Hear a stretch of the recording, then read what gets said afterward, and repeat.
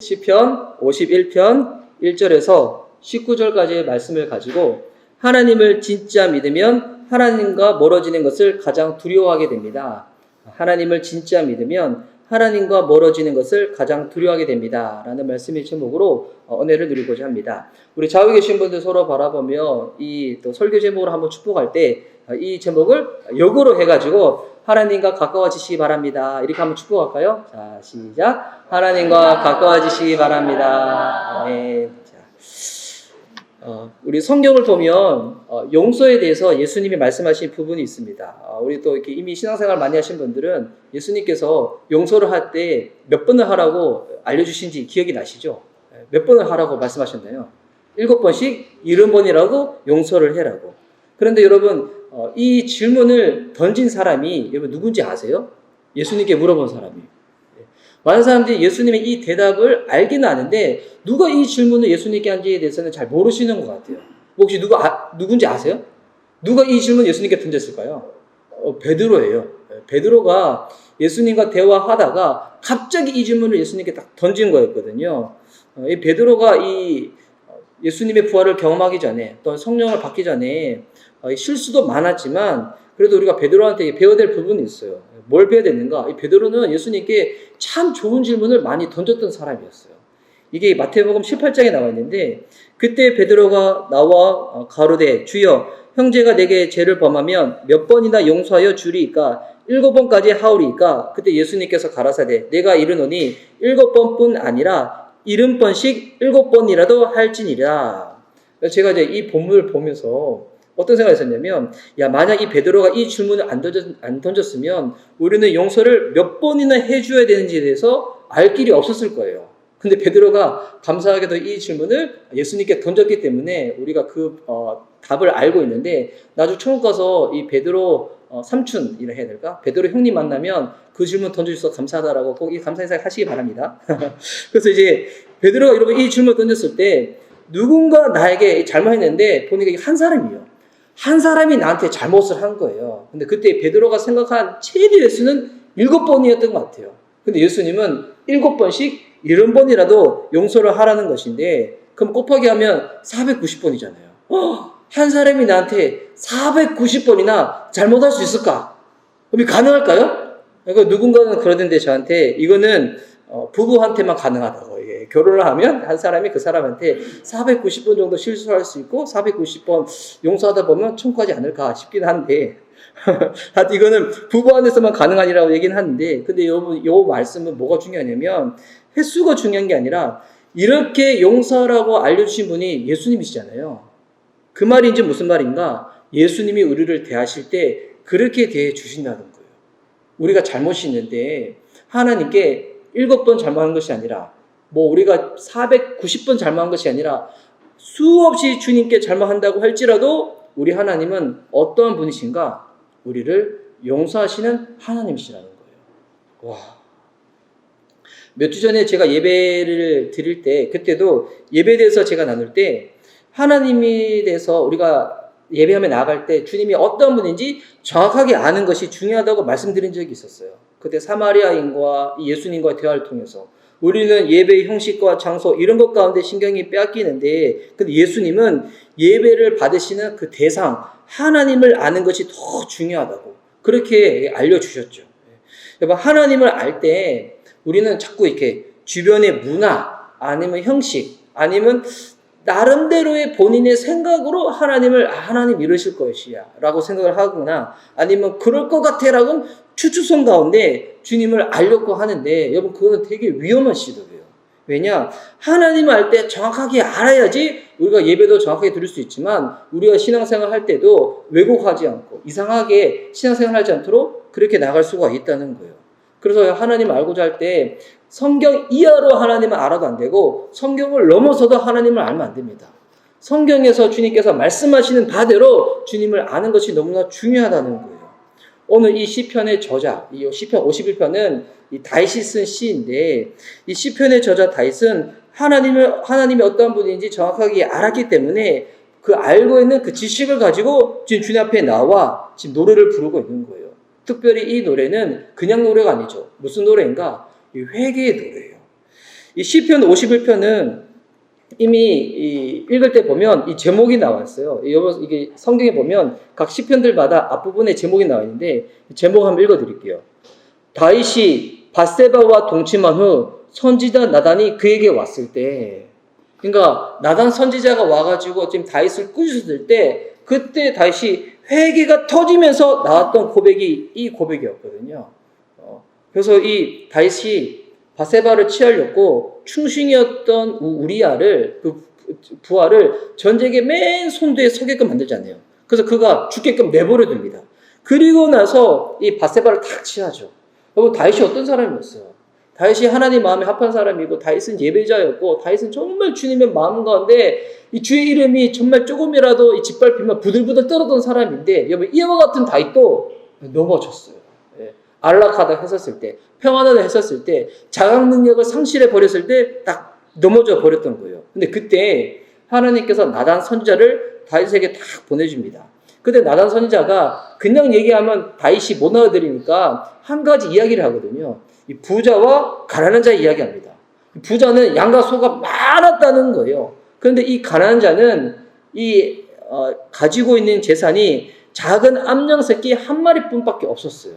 그래서 이 한 마리밖에 없다 보니까 이 가난한 자는 이 암양 새끼를 어떻게 대하냐면 마치 자기 자식처럼 대한 거예요. 같이 먹기도 하고 자기도 하고. 저는 예전에는 이 본문을 볼 때, 이거 양을 어떻게 같이 이렇게 할 수 있나 생각했는데, 요즘 이게 유튜버들 중에서 동물 유튜버들 있잖아요. 막 물고 빨고 같이 재우고 막 보니까 그랬던 것 같아요.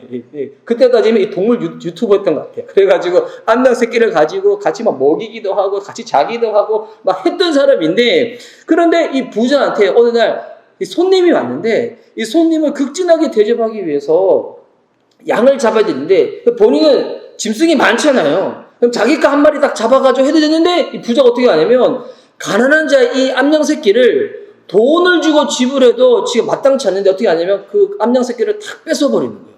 암양 새끼를 뺏어가지고 이것을 가지고 이 식사를 만들어서 대접을 한 거예요. 이 얘기를 나단 선지자가 다윗에게 딱 했었을 때, 다윗은 이 얘기를 듣고 난 다음에 막 분노가 올라와가지고, 어떻게 부자가 가난한 사람한테 그렇게 할 수가 있냐고, 이렇게 한 사람은 마땅히 죽어도 된다고. 내가 하나님의 살아계심을 가지고 내가 이거 약속하는데, 그 사람 이 산지에 쳐야 되고, 그리고 이 재산의 4배나 갚아줘야 된다고. 이 얘기를 다윗이, 그 얘기를 듣고 난 다음에, 다시 그렇게 반응하고 난 다음에, 나단 선지자가 뭐라고 하는가? 바로 그 사람이 다윗 당신이라고. 다윗 당신이라고. 하나님의 당신을 어떻게 왕으로 세우셨는지 잊어버렸냐고. 부족함 없이 다 채워주시고 왕으로 온전히 세워줄 수 있도록 다 맡겨주셨는데 지금 어떻게 당신이 밧세바를 아내로 취하려고 우리아를 죽이고 그럴 수가 있냐고. 이렇게 강하게 책망을 한 거예요. 여러분, 그때 다윗은 왕이었잖아요.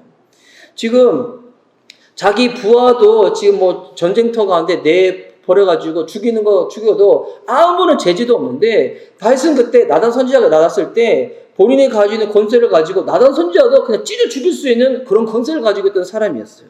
그런데 무소불위의 힘을 가지고 있던 이 왕이, 다윗이 나단 선지자 딱 책망할 때 어떻게 반응을 하는가? 내가 여호와께 죄를 범하였다고. 본인의 죄를 인정을 하고 탁 엎드러지는 거예요. 그러니까 마지막 남아있었던 이 죄에 대한 자각 능력을 지금 나단 선지자가 안 와서 책망 안 해주면 잊어버렸을 건데, 나단 선지자의 그 책망을 통해서 마지막 남아있던 그것이 다 깨어난 거예요. 그리고 난 다음에 부른 이 찬양시가 뭐냐면 이 51편이었어요. 그래서 이게 아까 51편 불렀을 때 여러분들이 이미 여러분 마음 가운데 그 마음이 임했나 봐. 그래서 이게 51편은 읽을 때 막 기쁜 옷으로 읽으면 안 돼요. 예. 여러분 어제 제대로 잘 읽으신 거예요. 이게 뭔가 처절한 괴로움과 고통 가운데 나온 찬양이에요. 그 다윗의 마음을 알고 딱 읽어보면 이거는 전류이고 통곡이고 뭐 회개로 가득 차 있는 여러분 그와 같은 노래이고 찬양시라는 겁니다. 다윗이 지금 눌려 있어요. 뭐 가운데 눌려 있는가? 이 죄 가운데 눌려 있는 거예요. 지금 고통과 괴로움 가운데 눌려 있는 거예요. 근데 이 눌림과 고통은 단순히 심적인, 감정적인 그런 고통과 괴로움 정도가 아니에요. 내 마음 힘드니까 빨리 이거 죄책감 털어버리고, 좀 자유로워 싶어. 이것 때문에 너무 불편한데, 근데 이거 없이 그냥 기쁘게 그냥 살고 싶어. 다윗은 지금 이 정도가 아니에요. 지금 다윗이 지금 무서워하고 있는 게 있어요. 다윗이 지금 두려워하고 있는데, 그 뭐냐면, 본인이 지은 죄로 말미암아가지고 단순히 내 마음이 눌린다. 이 정도가 아니라, 내 죄로 인해가지고 하나님과 멀어지는 것 가운데, 다시 지금 두려워하고 있다는 거예요. 죄로 인해서 심판당하는 것보다도 다윗에게서 최고로 무서운 것은 뭐냐면, 나 이러다 주님과 멀어지면 어떻게 하나. 나 이러다 주님을 잃어버리면 어떻게 하나. 여러분, 이것 가운데 나온 고백이 시편 51편이라는 겁니다. 다윗에게 있어서 구원받는다는 것은 단순한 이 절차 가운데 이루어지는 형식이 아니에요. 예수님 믿는다고 말하시는 분들 중에서도 보면 되게 이렇게 기계적으로 신앙생활 하시는 분들이 있어요. 그냥 나 구원받았으니까 그냥 천국 가는 것이 다인 줄 알고 그렇게 그냥 이 땅에서 사는 모양은 엉망진창으로 살아가시는 분들이 있어요. 근데 하나님과 관계가 멀어져도 아무런 자각이 없이 그냥 살아가시는 분들이 있어요. 그러니까 이제 그 같은 분들은 신앙생활 어떻게 생각하냐면 천국 가는 게 티켓이에요, 티켓. 나 예수님 믿었다. 나 구원받았다. 이제 내 주머니에는 천국의 티켓이 있는 거예요. 그렇기 때문에 이 땅 가서 사는 거 어떻게 살든 아무 상관이 없이 살아가는 사람들이 있어요.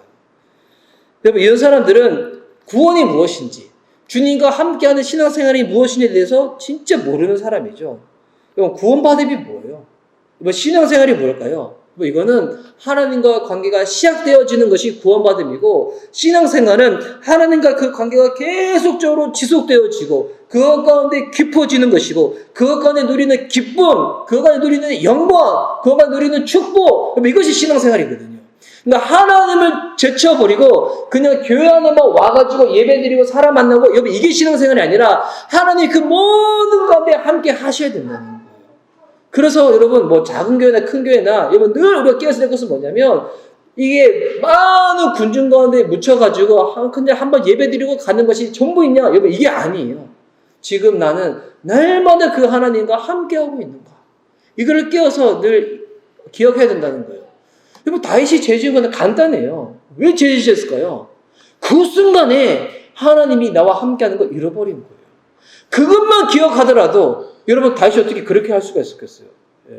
왜 낮에 바세바가 갑자기 목욕을 했는지는 이해는 안 돼. 더워가지고 목욕을 했나? 이해는 안 되지만, 낮에 그것을 봤다고 할지라도, 아니면 바세바가 난 다음에 음욕이 일어났다고 할지라도, 그때마다 하나님이 나와 함께 하신다. 이것만 그가 가지고 있더라도 이러지 않았을 건데. 이거 놓치는 순간에 다윗이든 누구든 우리는 그 죄 가운데 넘어질 수밖에 없다는 거예요. 신앙은 무엇인가? 늘 하나님과 함께하는 겁니다. 구원은 무엇인가? 하나님과 함께하는 것이 그 열리는 그 시작이라는 겁니다. 봉사도 좋고 헌신도 다 좋지만, 만약에 이거 다 잃어버리고 하나님과 관계는 지금 다 죽어버렸는데 내가 그 자리를 지켜야 되니까 지켜서 나아간다. 와, 이거 얼마나 슬프겠어요. 여러분, 저는 설교자이다 보니까 이 주일날 와서 예배 시간에 이 말씀을 전하는 거, 저는 제 상태와 상관없이 이 자리에서 말씀을 늘 전해야 돼요. 그렇죠.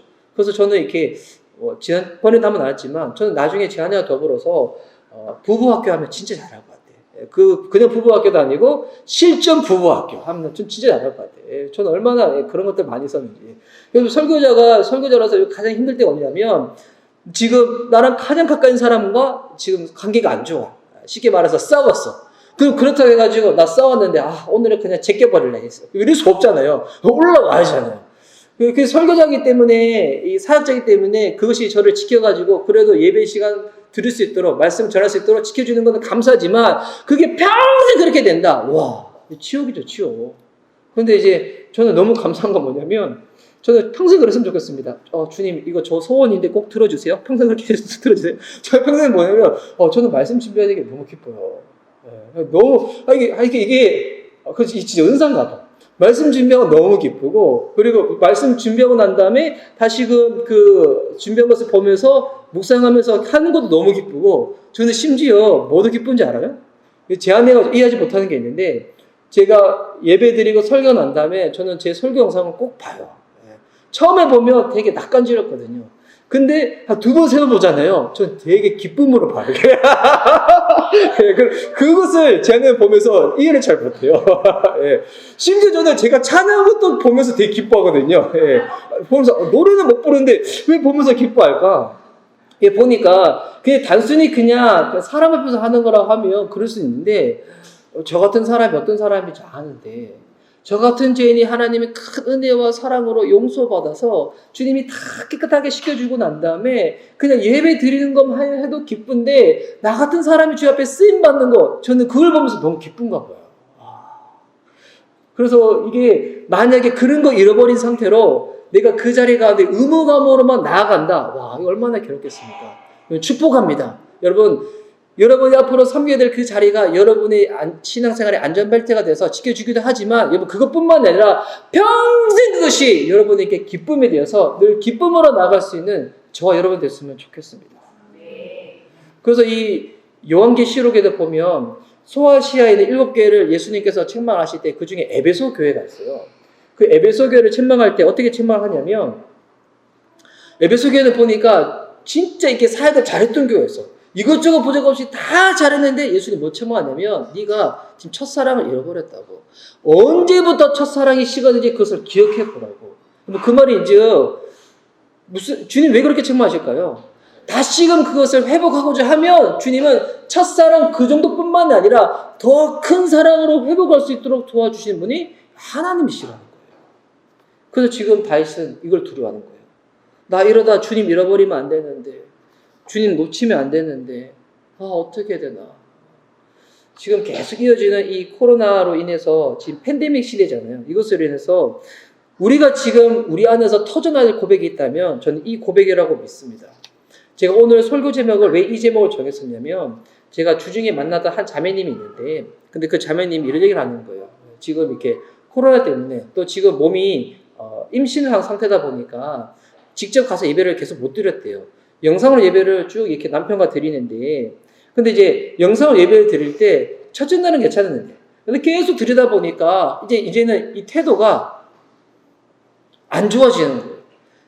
예배 시간에 온전히 집중해야 되는데 이게 영상을 드리다 보니까 그러지 못하고 자꾸 예배 시간에 핸드폰 왔었을 때 핸드폰도 보고 뭐 영상을 예배 드리다가 딴 것도 하고 막 그러는 거예요. 이제는 집에서 예배 드리니까 심지어 영상 예배 드릴 때 그냥 옷가짐도 씻는 것도 제대로 하지 않고 막 TV 보는 것처럼 그렇게 드리는 모습을 본인이 보면서 무슨 얘기를 하냐면 지금 본인이 진짜 무서운 게 이러다가 하나님과 멀어질까 봐 너무 무섭다고. 이러다가 본인이 구원을 놓칠까 봐 너무 무섭다고.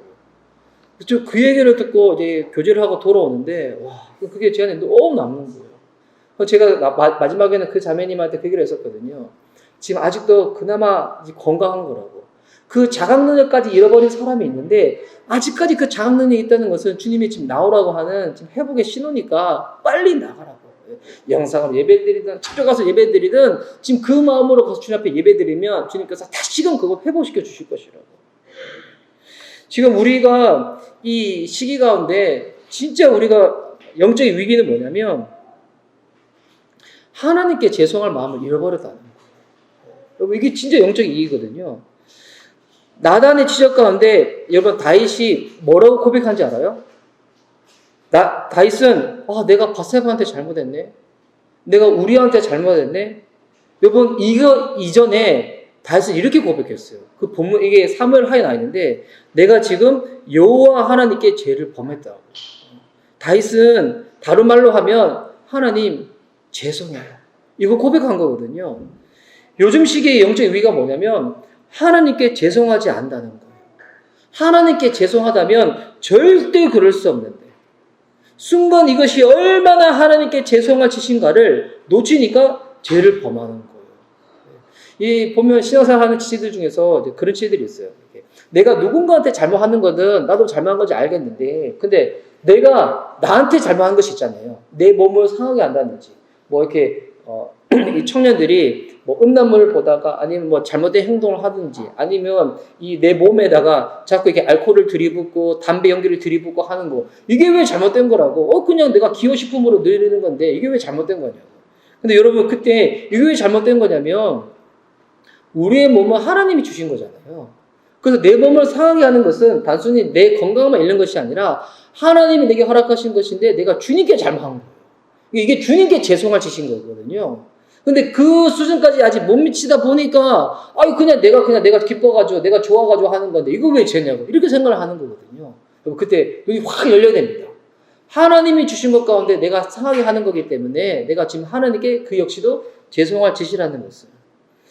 다윗이 나단으로부터 이 천망을 들었을 때 다윗은 왕이었잖아요. 주변에 신하도 있었을 거야. 신하 또 수정도는 사람들도 많이 있었을 거예요. 그런데 여러분 진짜 주님을 잃어버리기 싫은 사람들은 주님 놓치면 죽을 것만 같은 사람들은 주변 사람들이 나를 어떻게 바라보는지 여러분 그것도 개의치 않습니다. 만약 다윗이 내가 왕인데 주변에 지금 신하도 있고 이 사람들 많이 있는데 니깎게 뭐라고 확 이랬으면 다윗은 지금 회개를 못했을 거예요. 근데 주변에 누가 있든 말든 상관없이 그것보다도 훨씬 더 중요한 게 뭐냐면 내가 지금 주님 앞에서 이거 놓치는 거 싫은 거 주님 멀어지는 거 싫은 거 주변이 나를 어떻게 볼까 이것 신경 쓰다가 여러분 회개 못하는 사람들도 있어요. 또 어떤 사람들은 주변이 나를 바라볼 때 그 바라보는 이미지가 있잖아요. 되게 성실하고 되게 잘할 것 같고 저도 이제 그런 얘기를 나름 들었었거든요. 믿기지 않으시면 나름 들었어요. 목사님 안 그러실 것 같아요. 목사님은 되게 성실할 것 같아요. 막 그러는데 근데 여러분 제가 아는 제 모습이 있잖아요. 하나님은 제 모습이 있잖아요. 그런데 주변에서 들었던 그 이미지가 망가지는 것이 무서워가지고 주님 앞에 회개하지 못하는 사람들도 있어요.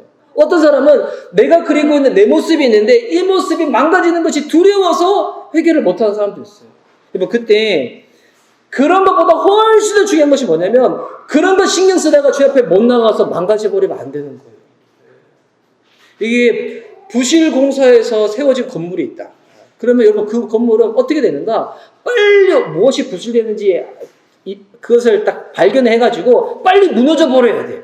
사람들 들어가기 전에 빨리 무너져 버려야지 여러분 그것이 세워질 수 있지. 언제가 무너질 것인데 부실공사해가지고 근데 사람들 몰라가지고 안에 들어갔다가 사고 나면 큰일 나는 거잖아요. 영적인 상태도 마찬가지입니다. 지금 부실한 하나님의 관계성으로 살아가는 사람들은 언제가 무너지는 것은 시간 문제라는 거예요. 어떻게 되는가? 나중 더 괴롭고 고통 가운데 무너지기 전에 지금 나가야 됩니다. 지금 나가서 내 안에 영적으로 무엇이 부실되어 있는지, 무엇이 망가져 있는지 그 주님께 고백할 때 주님 우리를 어떻게 하시는가? 다시금 용서해 주시고 회복시켜 주시는 분이신 줄 믿습니다. 그래서 다윗이 지금 시편 이 51편에 회개를 통하여 나아갈 때 다윗의 이 모습을 통해서도 우리가 지금 본받아야 될 모습들이 몇 가지가 있는데 어떤 게 있냐면 여러분 회개는 그냥 하는 것이 아니라 중심으로 해야 돼요. 진실되게 해야 됩니다. 6절 말씀입니다. 본문을 한번 띄워주시겠어요? 6절 말씀. 제가 한번 읽어드릴게요. 6절 말씀. 자, 보소서 주께서는 중심이 진실함을 원하시오니 내게 지혜를 은밀히 가르치시리이다. 여기 보면 다윗이 지금 주님께 회개를 할 때 뭐라고 회개하냐면 중심이 진실함을 원하시오니. 근데 이거를 쉬운 성경 보면 이렇게 나왔어요. 진실하게 기도하기를 원하신다고. 여러분 회개는 어떻게 해야 되는가? 진실되게 해야 된다는 거예요. 마음을 담아서 중심으로 해야 된다는 거예요. 주변의 분들 중에서 이렇게 회개했다고 하는데 근데 막상 보면 야 이게 정말 회개했는 모습이 맞나라는 것에 대해서 의구심이 드는 사람들이 있어요. 어떤 사람이 그러냐면 본인이 뭔가 잘못했대, 넘어졌대. 근데 보니까 사람은 연약해서 또 넘을 수 있겠지만 그래서 너무 또 쉽게 넘어지는 거예요. 그러면 어떻게 하냐면 되게 기계적으로 해가지고 또 나가서 회개하면 되지, 뭐 또 나가서 재고백하면 되지, 또 나가서 뭐 그렇게 하면 되지. 근데 이에 대해서 전혀 마음에 그건 없어. 그러면서 이제 하나님이 딱 이렇게 회개를 시켜주시는, 용서를 시켜주시는 그 자동 판매기가 돼가지고, 기계가 돼가지고, 하면 주님은 나한테 그렇게 해주셔야 될 분. 이렇게 대하는 사람들이 있어요. 왜 그러는가? 중심으로 회개를 안 하기 때문에. 진실의 회개를 안 하기 때문에. 여러분, 그래서 진짜 회개를 했잖아요? 그러면 따르는 게 있어요. 뭐냐면, 후회하지 않는다는 거예요. 그래서 제가 이제, 회개에 대해서 나눌 때마다 전 예전에 어느 이렇게 사역자분이 나누신 고백이 있는데 그게 너무 기억이 나요. 그분이 이렇게 처음에 사역자가 되고 결혼을 하고 난 다음에 집에 TV가 있었대요. 근데 이제 밤에 일찍 자야 되는데 밤에 잠이 안 오고 막 심심할 때 자꾸 TV를 틀게 되는데 TV를 보다 보니까 그 다음날을 위해 가지고 적당히 보다가 빨리 끊어야 되는데 뭐 새벽 늦게까지 계속 봤다는 거예요. 그거보다 막 새벽에 일어나지 못하고 막 아침에 잠깐 닝기적닝기적거리고 그래가지고 내가 지금 하나님의 사역자인데 내가 이러면 안 되겠다 싶어가지고 지금 마음이 너무 안 좋아서 어떻게 되냐면 이 TV 플러그를 파일을 잘라버렸대요. 내가 이 TV 때문에 내 경건이 망가진다 해가지고 플러그를 확 잘라버렸대요. 실습을 해볼까? 탁 잘라버렸대요. 근데 그리고 나서 한 며칠은 괜찮았는데 이게 한 며칠 시간 더 지나고 난 다음에 또 보니까 좀 TV 좀 보고 싶다 하다 보니까 플러그가 잘라져 있는 거예요. 그래가지고 그러면서 본인이 왜 잘랐을까 이 정도 안 했는데 왜 잘랐을까 막 그 생각했다는 거예요. 그러면서 딱 깨달았대요. 뭘 깨달았는가? 내가 지금 진짜 회개를 안 했구나. 뭐 진짜 회개를 하잖아요. 본인이 결단한 것에 대해서 후회하지 않는다는 거예요. 저는 이게 다윗이 이 회개한 이 장면을 보면 회개를 하고 난 다음에 그 사무엘하에 나온 내용도 보면 다윗이 어떻게 하냐면 그 이어서 바로 일주일 동안 금식 기도를 해요. 일단은 바세바가 난 아이를 주님께서 생명을 취해 가시거든요. 아기가 죽어버려요. 그러면서 그가 일주일 동안 금식하며 기도할 때 혹여나 주님이 아이를 살려줄 수도 있지 않을까 그런 마음을 가지고 막 기도를 하는데 근데 이제 뭐 아무런 일도 일어나지 않죠. 오히려 그 마음만 이제 새로워지는데 저희 추측이에요. 그냥 이렇게 제가 상상해 보면 다시 만약에 그때 그렇게 일주일 동안 금식할 때 너무 심하게 금식해가지고 속에 위장병이 생긴 거야. 위장병이 생겨가지고 그 다음부터 밥 먹을 때마다 속이 쓰려가지고 밥을 잘 못 먹는 거예요. 그때 다윗이 만약에 그때 금식할 때 내가 왜 일주일을 했을까? 그냥 3일 해도 되는데 그냥 하루만 되는데 내가 그때 그냥 내가 너무 객기로 그냥 일주일 해가지고 위장병 이거 어떻게 되지? 만약 다시 이랬으면 다윗은 진짜 회개한 게 아니겠죠. 근데 진짜 회개했다면 혹여나 만약 위장병이 생겼다고 할지라도 위장병이 막 올라올 때마다 내가 내 죄 지은 것 때문에 내가 지금 몸도 이렇게 된 거지. 그런데도 불구하고 주님이 내 영혼 살 수 있도록 도와줘서 너무 감사하다. 이렇게 나가면 이거 진짜 회개한 건데 회개해서 결단한 것을 가지고 시간 지나고 난 다음에 후회한다. 여러분 그것은 진짜 회개한 것이 아니라는 거예요. 진짜 회개는 중심으로 지질대이 해야 된다는 거예요. 또한 다윗은 또 이렇게 기도를 할 때 어떻게 기도하냐면 이 다윗의 기도문을 보면 우리가 진짜 받을 것이 있어요. 다윗은 단순히 용서를 구하는 정도가 아니에요. 이걸 보면 정말 놀라운 게 뭐냐면 1절부터 보면 제가 한번 읽어드릴게요. 하나님이여 주의 인자를 따라 내게 은혜를 베푸시며 주의 많은 긍휼을 따라 내 죄악을 지워주소서. 2절에도 나의 죄를 깨끗이 제하소서. 7절에도 뭐라 나왔냐면 나의 죄를 씌워주셔서 내가 눈보라 희리이다. 7절도 한번 보여주세요. 7절에도 내가 눈보다 희리이다. 그리고 9절에도 주의 얼굴을 내 죄에서 돌이키시고 내 모든 죄악을 지워주소서. 이걸 보면 당신이 용서를 받는 거랑 깨끗이 해주세요. 제해주세요. 지워주세요. 이거는 다른 거거든요. 지금 다윗은 어떻게 기도하고 있냐면 내가 지금 잘못한 거 주님이 덮어달라는 정도뿐만 아니라 이거 완전히 마치 없었던 것처럼 내가 그렇게 하지 않은 것처럼 그렇게 해달라고 다윗은 기도하고 있는 거예요. 그럼 다윗이 왜 이렇게 기도할까요? 하나님 이렇게 해주시는 것이 가능한 분임을 다윗은 알고 있었다는 거예요. 다윗이 지금 나와서 단순히 내 죄를 용서를 구하는 정도가 아니라 마치 없었던 것처럼 만들어달라고 주님께 기도하고 있다는 거예요. 여러분 이게 진짜 받는 기도한 것이 뭐냐면 이 신약 성경에도 보면 요한일서에도 이런 성경 구절이 있거든요. 요한일서 1장 9절 말씀.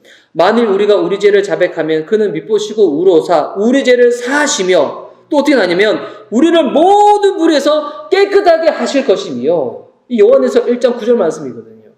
제가 이제 대학생 때 처음 예수님 믿고 신앙생활 할 때 이 성경 공부할 때 이 구절 딱 보고 난 다음에 이 구절은 평생 잊어버리면 안 되겠다. 나를 살리는 말씀. 죄 지을 때마다 이 말씀 붙잡고 기도해야지. 그러니까 주님은 우리 죄를 용서해 주시는 뿐만 아니라 모든 불에서 우리를 건져내셔가지고 깨끗하게 만들어 주시는 분이시라는 거예요. 여러분 이게 단순히 용서를 받는 것은 사람에게 내 무언가 잘못하면 내가 그 잘못에 대해서 용서를 내가 받으면 되는 거잖아요. 사람한테는 이거 그냥 없는 것처럼 해줘. 이거 불가능해요. 근데 여러분 하나님께 나아갈 때 주님은 이것이 가능한 분이라는 거예요. 주님은 날마다 우리를 새롭게 해주시는 분이라는 거예요. 저는 처음 신앙생활 할 때 제가 다 그때 받았던 말씀이 뭐냐면 그랬거든요. 보라, 이전 것은 지나갔으니 새 것이 되었도다. 그리스도 안에 있는 자에게는 날마다 새로운 것이 된다고. 이전 것은 지나가고 날마다 새로운 피조물이 된다고. 와, 주님은 우리를 어떻게 하신 분인지 아세요? 우리가 신앙생활 하다가 망가지는 것들 있잖아요. 좀 뭔가 지금 고장난 것들 있잖아요. 여러분 그거 단순히 꿰매주고 그거 고쳐주시는 정도뿐만 아니라 아예 새거로 만들어주시는 거예요. 여러분 이것이 우리 주님이시라는 거예요. 새거로 만들어주시는 거예요. 제가 이번 주 중에 묵상했던 구절 중에 하나가 뭐냐면 이 고린도전서 15장 31절에 다시 이렇게 고백하거든요. 날마다 죽노라. 날마다 죽노라. 여러분 날마다 죽는 거 괴롭죠? 쉽지 않죠? 날마다 죽는 거. 날마다 죽는다. 이 죽음을 경험한다. 근데 여러분 이것은 날마다 죽어야지 뭘 경험할 수 있냐면 날마다 새로워진다는 거예요. 여러분 축복합니다. 날마다 죽으시기 바랍니다. 이 말은 이제 너 죽었으니까 너 날마다 괴롭지. 여러분 죽은 사람은 주변 사람들이 나한테 어떤 얘기를 하든 공격이 오든 비난을 오든 오해를 해가지고 뭐 배신자다 이런 얘기를 하든 뭐 그것 가운데 죽은 사람은 반응하지 않습니다. 왜? 나 죽었기 때문에. 그런데 여러분 그것으로 끝나는 것이 아니라 주님 우리를 어떻게 하는가? 죽었기 때문에 날마다 새로워지는 거예요. 주변에서 여러분에게 어떤 얘기를 하고 어떤 공격 어떤 거 할지라도 여러분 상한 마음으로 나가는 것이 아니라 날마다 새로운 마음으로 나가시기 바랍니다. 주님이 우리에게 행하시는 놀라운 능력이라는 거예요. 주님 이렇게 해주시는 분이시라는 거예요. 다윗은 이것을 가지고 주님께 나와 지금 기도하고 있는 거예요. 사도 요한 또 이것을 알았기 때문에 하나님이 내 모든 무리에서 나를 깨끗게 해달라고 그렇게 기도하며 나아갔다는 겁니다.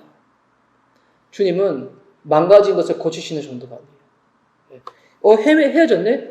예전에 제가 양복 바지를 입을 때 제가 같은 걸 계속 입다 보니까 뒷부분이 헤어졌어요. 그래가지고 이제 제 아내가 꼬매주기도 하고 세탁소 가가지고 맡기도 해서 이렇게 했었는데 여러분 그것은 아무리 그렇게 해도 단순히 이게 수선한 거지 새 것을 입는 거 아니잖아요. 주님 어떻게 하시는가? 그래서 그 바지 볼 때마다 저도 이제 그 마음을 갖기로 했어요. 주님은 수선하시는 분이 아니라 새 바지 주시는 분. 할렐루야. 주님은 새 바지 주시는 분.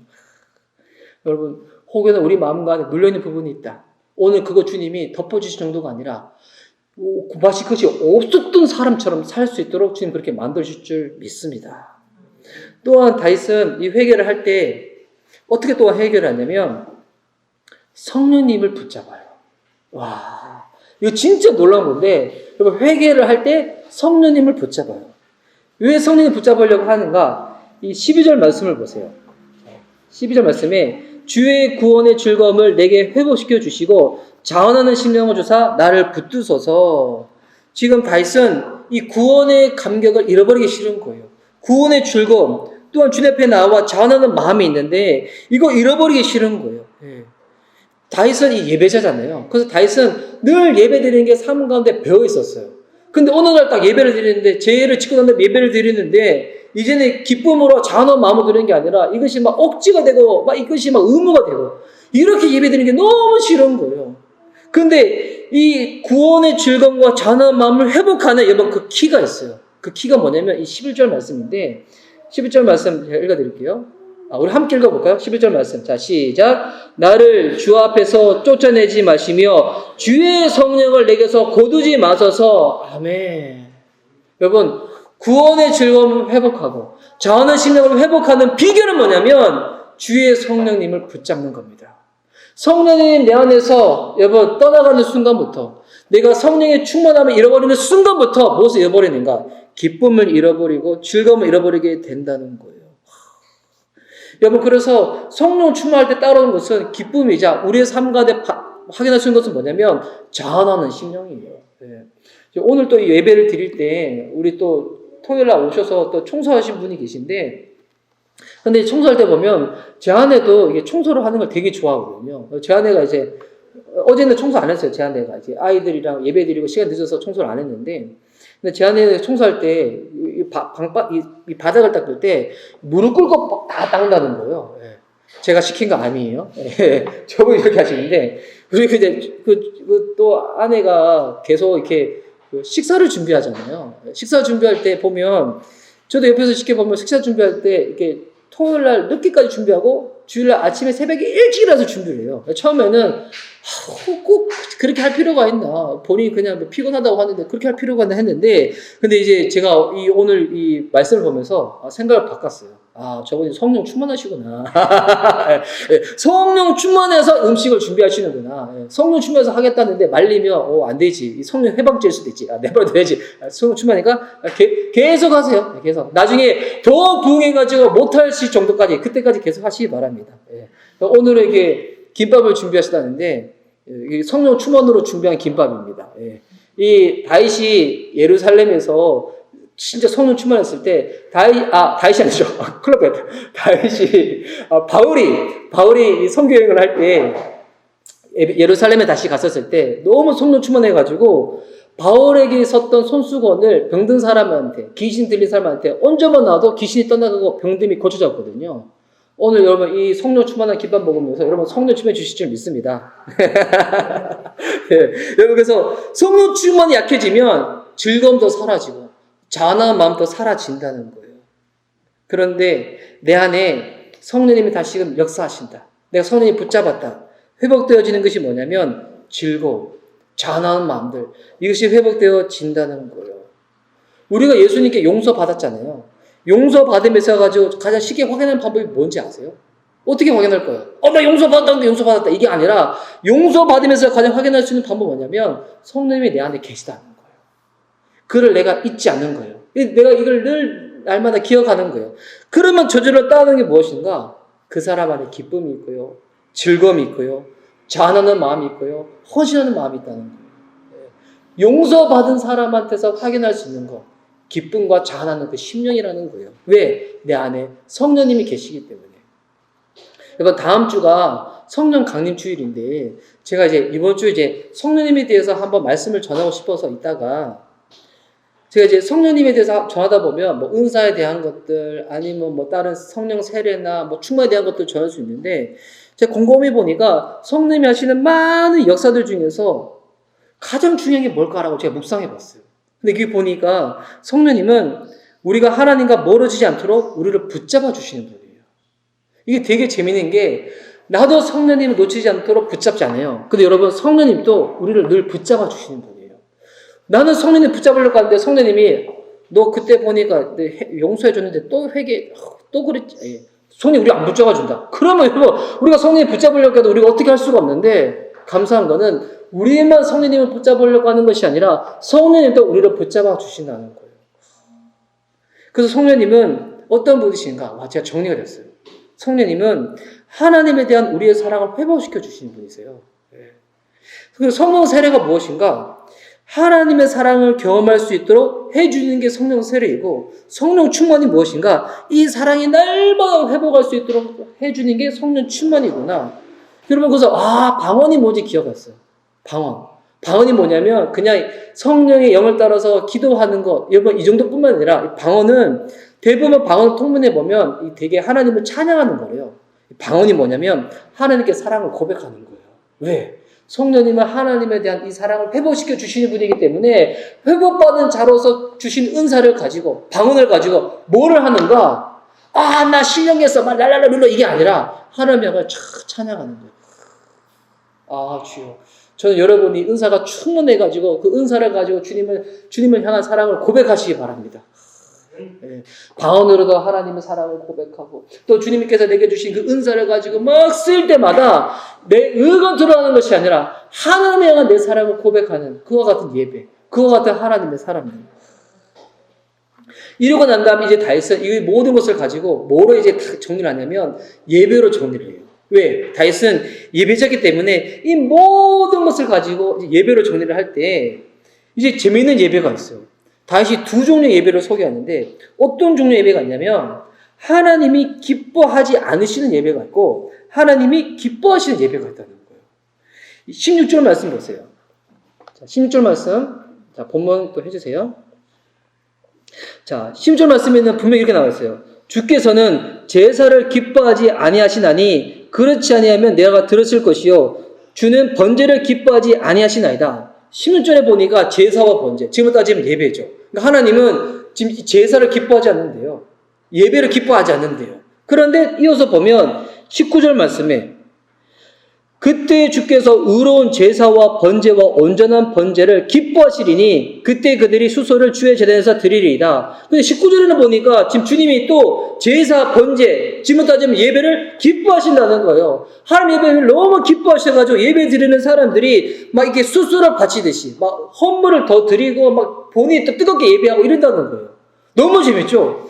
16절에는 하나님 예배 안 기뻐하신다는 거예요. 근데 19절에는 또 예배 기뻐하신다는 거예요. 도대체 무엇의 차이일까요? 하나님이 번득이 심하신 것이 아니라 다시 깨달은 거예요. 이 차이는 뭐냐면 17절에 나왔는데 17절 말씀을 우리 다 함께 한 목소리로 한번 크게 읽도록하겠습니다. 자, 시작. 하나님께서 구하시는 제사는 상한 심령이라 하나님이여 상하고 통회하는 마음을 주께서 멸시하지 아니하시리이다. 아멘. 여러분 무엇의 차이인가? 하나님이 구하신 예배는 상한 심령이고 통회하는 마음이라는 거예요. 무엇 차이냐면 마음이 안 담긴 예배는 하나님이 기뻐하지 않는 예배. 마음이 담긴 예배는 하나님이 기뻐하는 예배라는 거예요. 여러분 근데 이때 이 마음이 그냥 늘 충만한 마음, 그 마음만 하나님 받으신 영광이 아니라 상하고 통회하는 마음을 주님께서 받으신다는 거예요. 다시금 말해서 정직한 내 영의 상태로 주님께 나아가는 거예요. 주님이 이걸 받으신다는 거예요. 그래서 10절에 성령님을 구할 때 다윗이 뭐라고 고백하냐면 내 안에 정직한 영을 새롭게 해달라고. 주님 앞에 나아갈 때 덧칠하고 꾸미고 숨기고 막 이런 게 아니라 사람의 시선 때문에 솔직하게 나가지 못하는 거 이게 아니라 솔직한 마음으로 내 영의 상태로 나가는 것을 주님이 기뻐하신다는 거예요. 여러분 그래서 여러분 예배가 언제 무너지지 않아요? 죄를 지었다고 해서 예배가 무너지는 것이 아니에요. 죄 지어도 돼요. 무너져도 돼요. 그런데 죄를 지어서 깨어지는 이 상한 심령을 있는 그대로 주님께 나아가지 않을 때 예배가 무너지는 거예요. 주님이 언제 우리 보고 너 예배 오기 전에 너 이거 고치고 저거 고치고 다 하고 난 다음에 예배 와. 주님은 안 이러세요. 내 마음의 상태가 좋을 때도 있고 나쁠 때도 있지만 상관없어요. 있는 그대로 솔직한 마음으로 주님께 나아가면 그 예배는 마음에 실린 예배이기 때문에 주님이 받으시는데 마음은 안 싫고 그냥 이렇게 주님이 나 싫어하실 거야. 너무 형식적으로 의식적으로 이렇게 나가는 예배는 주님이 안 받으신다는 거예요. 기뻐하지 않으신다는 거예요. 그래서 여러분 이 예배는 충만한 자들이 모이는 시간이 아니에요. 예배는 무엇인가? 하나님께 정직하게 나가는 사람들이 모이는 시간이 예배입니다. 깨어진 마음이든 상한 마음이든 충만한 마음이든 기쁜 마음이든 어떤 마음이든 상관없어요. 솔직한 내용의 상태를 가지고 주님께 나아갈 때 하나님이 그 마음이 담긴 예배를 받으셔서 어떻게 하시는가? 19절 말씀처럼 의로운 제사, 번제, 온전한 번제를 기뻐하신다는 거예요. 주님이 기뻐하시니까 가만히 있지 못하죠. 어떻게 하는가? 더 나가는 거야. 막 수수도 바쳐버리고 내가 가지고 있는 은사 그 모든 것들 갖춰버리고 막 기쁨으로 더 예배드리면 나아간다는 거예요. 와. 그러니까 회개를 통하여 용서받은 자가 주 앞에 나가는 반응이죠. 하나님, 주님이 이 예배 가운데 내가 이렇게 깨어지고 상했는데도 불구하고 나를 품어주시고 용서해 주시고 마치 없는 것처럼 새롭게 해주시니까 하나님께 더 뜨거운 마음으로 드려지는 그 예배. 와, 저는 오늘 드려지는 우리의 예배가 그와 같은 예배가 됐으면 좋겠습니다. 그리고 다음 주가 성령 강림 주일인데 여러분 성령님은 우리를 회복시켜 주시는 분. 주님이 우리의 사랑을 회복시켜 주시는 분이 성령 하나님이신데 그 마음의 회복을 누릴 수 있는 저와 여러분이 됐으면 좋겠습니다. 여러분 진짜 하나님을 믿으면 가장 두려워하는 거 뭐 다른 거 아니에요. 요즘 코로나 때문에 정말 많은 분들이 다 힘드시더군요. 보니까 자영업 하시는 분도 힘드시고 여행 쪽에 일하시는 분도 힘드시고 하여튼 뭐 회사 다니시는 분도 보니까 요즘 다 이게 뭐 구조조정하고 다 힘들고 회사 출근 또 한 달 하는 거 반밖에 못 해가지고 월급도 그밖에 못 받고 또 휴가인데 무급휴가라서 다 힘들잖아요. 힘들고 괴롭고 너무 어렵지만 여러분 그래도 하나님의 사람들은 가장 우리가 무서워야 될 거 이런 아무리 어려운 시기 가운데도 내가 제일 두려울 것은 하나님과 멀어지는 거다. 하나님이 나 어떻게 구원하셨는데 주님이 나 회복시켜 주시려고 주님이 얼마나 다른 어떤 것으로 되지 않아서 아들 예수 그리스도 십자가 메어주신 사랑으로 나를 회복시켜 주셨는데 나 주님과 멀어지면 절대 안 돼. 나 주님 잃어버리면 절대 안 돼. 이거 가장 두려워해서 날마다 주님 앞에 정직한 마음으로 성령님 의지하여서 예배의 기쁨을 누릴 수 있고 자아나는 심령으로 나아갈 수 있는 저와 여러분 됐으면 좋겠습니다. 이 시간 우리 찬양 올려드리고 우리 기도한 시간을 갖고자 하는데요.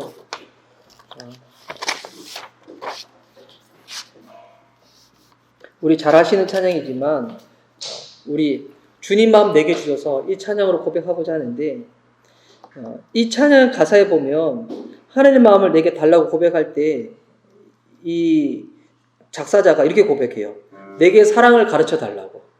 그래서 예전에는 제가 이 사랑을 내가 남을 사랑할 수 있는 그 사랑으로 막 그렇게 이해를 했는데, 근데 제가 이 성경을 보고 나서 오늘 이 가사를 보니까 이 사랑이 다른 사랑이 아니라 내가 하나님을 사랑할 수 있는 그 사랑을 회복시켜 달라는 그 고백이 먼저이구나라는 것을 깨달았어요.